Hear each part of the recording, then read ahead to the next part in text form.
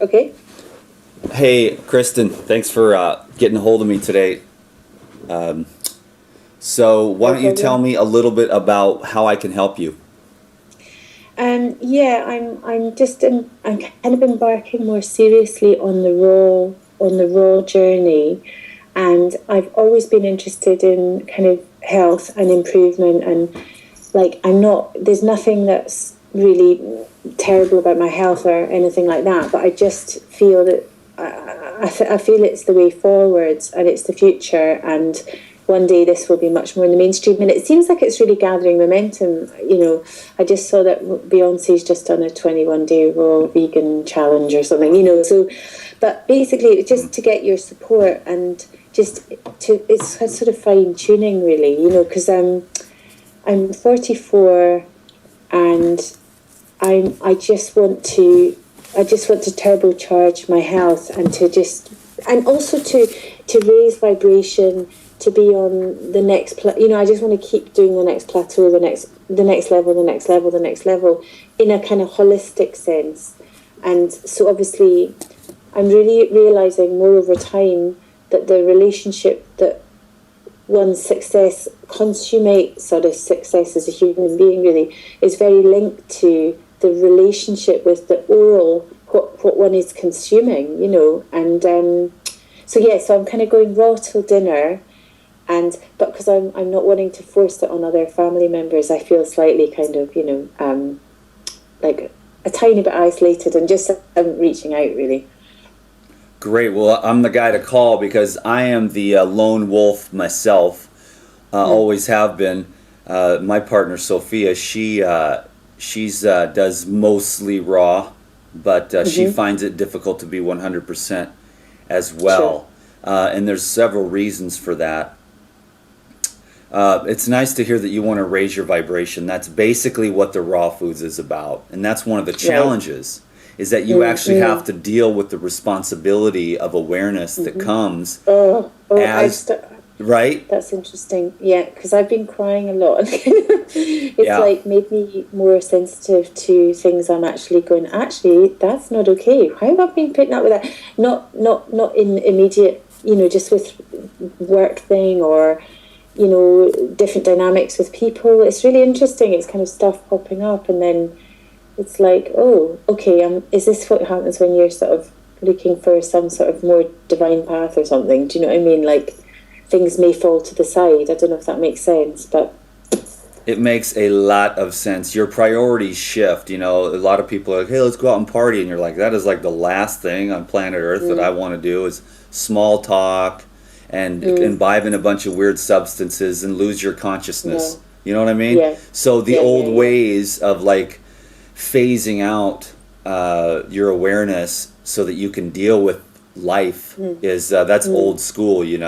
And now we're waking yeah, up to a new level of responsibility and realizing that we can have joy and we can enjoy life even though the planet is kind of going to hell in a handbasket. There's still a mm, lot of beauty out there, and if your eyes wake up to it by raising your vibration, by raising your frequency, which you're doing with the raw foods, and hopefully we'll mm, talk about that some more, is you're going yeah, to just begin to peel away some of the layers of stagnant emotions. Like when you're yeah, crying, I just did mm, a water fast, um, yeah, and I cried and let go, and it takes you to another level. You just keep releasing the mm, blocks to yeah, that energy, which is pure potential inside of you. Sometimes I call it God or the life force.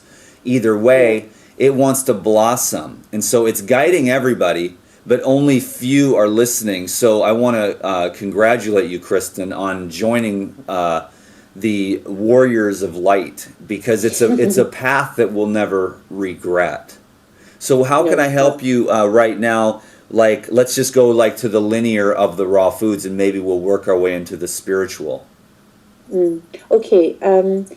One of the things I'm finding quite hard to kind of leave, which feels really incongruous with the raw food, is kind of a little bit, not like 2 cups of black tea a day, and even more incongruous is like 1 cup of coffee, not every day, but every so often it's like I'm just still clinging on to kind of something that's slightly destructive. It's strange, but it's kind of like, that's something I thought, actually, yeah, that's the bit that just doesn't work with the raw. It's like using something that's slightly kind of, okay, tea leaves, yeah, they're natural, but kind of, it is a stimulant, and so I don't know. Anyway, that would be good to talk about. Do you sweat a little bit, get your pulse pounding when you drink the black tea and the coffee? A little bit, yeah. I mean, I don't, like I say, I don't even have that much, but it's just, what is it? I guess it's, what is that psychological? Because you said something in one of your old videos that I thought, oh no, that's it. I think you said something like, if somebody can't let go of something, I may be completely paraphrasing this completely wrongly, but this is what I think I heard. If you don't let go of something that is not so constructive, like, you just don't love yourself quite enough yet. Do you know what I mean? Like, and that's what I feel like, is it's just a little bit of residue of kind of fear of success. I don't know, something underneath the kind of, like putting one foot down with the accelerator and then with the other one slightly pushing on the brakes, and it's just like thinking, what can I do? Maybe meditation, or I don't know what, but something to just go, right, okay, just take your foot off the brake, just allow it to, you don't need to drink black tea, because you actually don't need the energy if you're going, anyway. So that's something that I kind do you of drink the bugs coffee when you're tired? Or is there something I else only- there? I only ever have it in the morning, and I think because I've kind of I think I busted my adrenals, to be honest, like years ago, with a sort of lifestyle stuff, and I wonder whether it's like me. There's like a sort of myth in my head that I need to just kick start my day with something. I think it's that more than anything, actually. Yeah, like, well, oh, I need. The simple answer to that is a lemon ginger blast, of course. Okay. Which I don't even drink a blast until noon. I start the day off with water. Right. And today I'm starting, I already had 32 ounces of water, and I'm also going to be, my next liquid is 32 ounces of fulvic and humic acid, which is the minerals, which I'll be promoting to people more and more as I do more research, which I woke up really early this morning and already done a couple hours of more research on the humic and fulvic acids, which are simply plant-based, ionic-sized minerals that allow the frequency to raise up, because what we're seeing here is stagnation energetically and cellularly for several reasons, but mostly because of a lack of minerals available in the foods. It would be nice if we could get them in the foods, and I know your food is even worse in the UK than it is in I mean, not across the board, but in general here in the Bay Area, we're quite lucky in certain ways. The availability is one. There are some good fruits in Europe still coming in. There's no doubt about that. Fruits and vegetables. But there's a few farms local, like kind of, there's one shop that I try to go to that is a farm shop, but yeah, so I guess that's interesting to hear. Anyway, sorry, I'm listening. Carry on. Well, no, I just I want to encourage you to look into that. Shilajit. I don't know if you're part of the Insiders Club. Did you see the video on minerals? I am, but I don't think I did. I don't know why I didn't see that. Okay, well that was Shall just. I write that down? Yeah, Shilajit. and it's Shilajit is SHILA.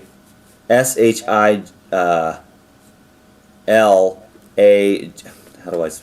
It's a. SHIL. Yeah, SHILATIT. Okay. I haven't quite got it yet. She legit. Yeah. Okay. SHILAJIT, and what we're having there are the minerals that are deficient, just all the way around, and they have to be bioavailable. And so these the decomposed plant matter is just a great way in the modern world. We're just we get a lot of great vitamins, minerals, antioxidants, living water, and fiber from the juices and the raw foods. But in order to shore up and make sure that we're able to actually, in your case, raise vibration almost spiritually, because you're not dealing with any major health crises, but when we go to raise our cellular vibration, in the case of cancer or thyroid diseases or the diabetes, we have to raise our vibration cellularly, and then those diseases can't even take place. But the problem is that the food we're eating, as well as the thoughts we're thinking, as well as the toxins, it's lowering our vibration, making a way for those toxic bacteria to hide within the body and shut down.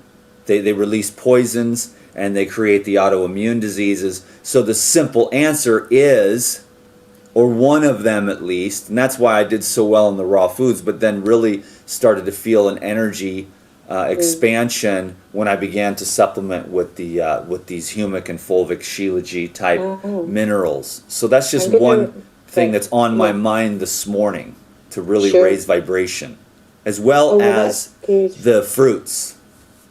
And fruit. Yes, the highest frequency of energy with the colors, the easily absorbable water, the easy fiber, and then the fruit just vibrates at the highest level. But if you've got that energy there, if you've got the energy, but you don't have the electricity conductivity from the minerals, then you won't be able to have complete communication between the cells. So it's like the electricity in your house. You have to have the copper wire in order to get the electrons to come into your circuit, so that you can plug in the camera here and charge up the battery. And so that you have to have those copper wires, you know. And so just like we need to have those minerals in place, and then we can absorb and utilize the electromagnetic energy from the fruits and the vegetables. Right. Well, that's cool. I think that's actually, there's two things that have come up from listening to you that I could look at, and one is definitely minerals, and the other is how to get the best water, because I don't really, I've heard about structured water and clean water and stuff, and I don't really I don't drink much tap water. Everything's kind of supposedly healthier bottled mineral water, but some of it's in plastic as well, so it's not ideal. But I just wondered what you would suggest for, like, because I'm going to, I've written down shilajit minerals, and maybe I can, talk to you about that, which ones to get or whatever. But water's the other thing that just came up for me that I could probably improve on. Yeah, we all could improve on the water for sure. There's a dehydration is quite common. Yeah. And just kinds of water, like, can you get a filter to go on your, say, for example, like, what is structured water?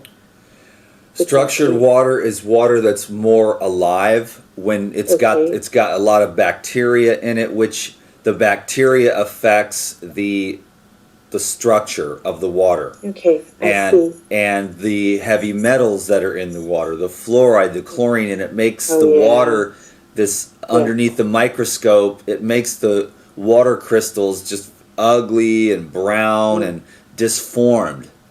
And if we could get like glacier water, it's too bad we can't get rainwater. So what I'm suggesting now is that the people just find some ultra purified water in BPA free plastic bottles. It's not the best option, but I'm thinking about people that are living in the middle US or the UK, or just the average person out there. I go to a spring and harvest my own very high quality water, which I mix everything with, so I'm very good to go.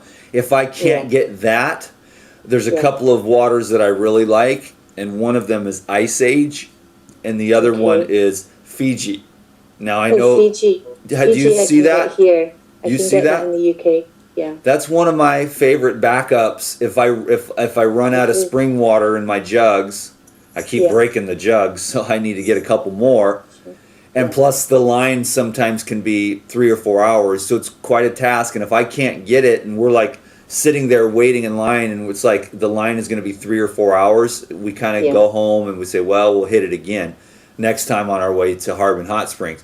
But and then I'll go buy a case or two of the Fiji water, which isn't the most environmentally safe thing, and then I recycle it, and it's the BPA-free plastic. But there's no way in the world I'm going to drink out of the tap in a million billion years. I haven't done that in years, no matter what. Now, if I had, I think the minimum you can get away with to get decent water is like a $3,000 filter on your house.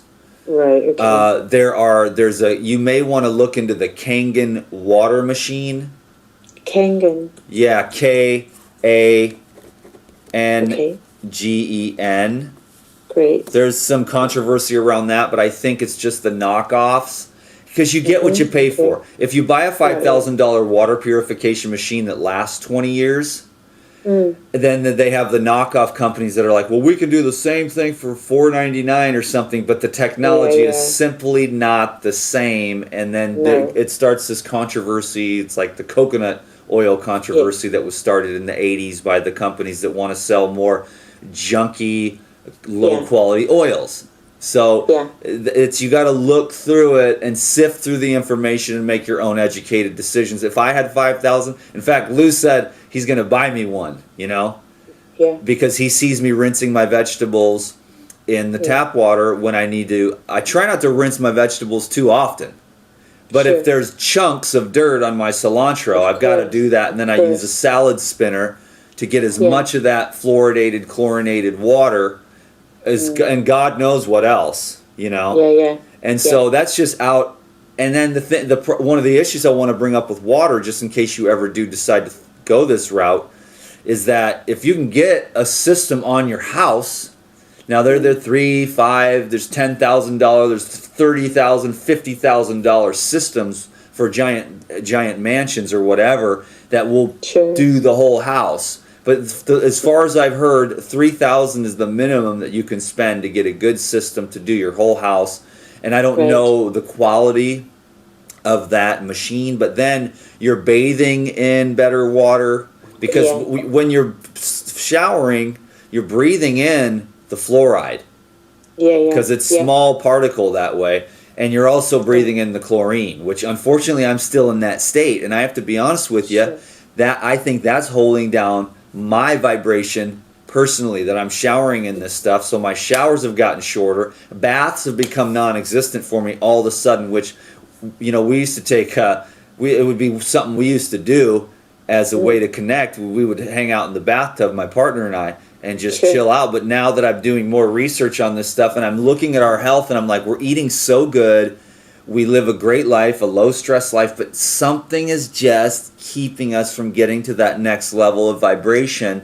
And I'm looking at this, and as I pray, I get these answers, and I get this research, and it starts showing up on my computer, and I find books at the bookstore. It's all very spiritually tapped in. And then I start going, oh, man, I really need to do something about this water situation. And so I just stopped taking baths. I've shortened my showers. I'm looking into systems, but this is a rental house, so I'm not going to invest. So I'm actually looking to move. Well, Vallejo kind of sucks. No offense, Vallejo. But also, at the same time, excuse me, that was my phone. That's okay. At the same time, the water here I think the water in Vallejo really, really is not good. And I think that in the UK, it's not very good either. Maybe unless you're living out in the country and you've got a well. We've really got to start doing something about this because water and pure air and pure food are going to become a very large commodity very soon. We're very blessed, though, with the technology that we've got. And then we can create finances. And there's a lot of abundance in the world. If we set our mind to something, we can make it happen. If we keep our mind abundant, like I need to get a $5,000 purification system because I have cancer and the chlorine and the fluoride is like holding me down vibrationally. And the frequencies of those heavier metals and the toxins in the water are cellular disruptors on the cell wall, and then the electricity can't get in there to the cell to wake you up because the cells and the body is replicating itself at a very rapid rate. And if we have the correct environment, then our bodies will regenerate quite rapidly. But if we keep eating cheeseburgers and we keep breathing the crappy air and drinking the crappy water, it's hard to get over these diseases, and it's hard to get cellular regeneration at its peak. And that's going to be the minerals and the fruits and the best conditions we can create. Yeah, absolutely. Because it is almost as if we kind of, as a society, like a global society, well, no, not everywhere actually, but, you know, anywhere where capitalism has kind of got in, it's like handicapping the life force's chance to do stuff. Because it's just so powerful, that chi, that energy, that force of life, and it's like throwing things at it all the time to knock it off course. Yes. To do with, and I'm probably kind of just at an age now where I'm starting to think more about kind of, you know, the cycle of life and all that kind of thing. But it just seems so sort of sad that the world is so governed by kind of, you know, this capitalism. And but anyway, without getting too kind of political, but it does seem like everything, like the more I look into this, the more I kind of, I mean, I live in London as well, so it's kind of you would think that brutal, you know, what's that? Brutal. Yeah. And also you would think that you would have more choice, really, and you do to an extent, because there's lots of amazing organic shops. There's like juicing companies delivering juice to your door, raw food to your door and things, but if you can afford it, you know. But like, so you can, there is a community here of people that are, and it seems to be really growing. Like I feel it's exponentially growing, so that's good. But also, but on a sort of ground level, if you just go to a corner shop, there is literally nothing that's actually food. Do you know what I mean? It is just like, there's literally nothing here I can buy, because it's all full of sugar. It's either hydrogenates or it's just inflammatory kind of nightmare foods. Yes, dead food. Dead, yeah. And really destructive food as well. It's kind of, it's dead. Yes, the living food. I mean, I know there's a lot of people love their cooked food, and I'm not saying that some steamed vegetables or whatever, but I'm talking about like deep fried and just, but anything, even all the way to the end of to where just raw living food. Raw. Not cooked, it's nuked.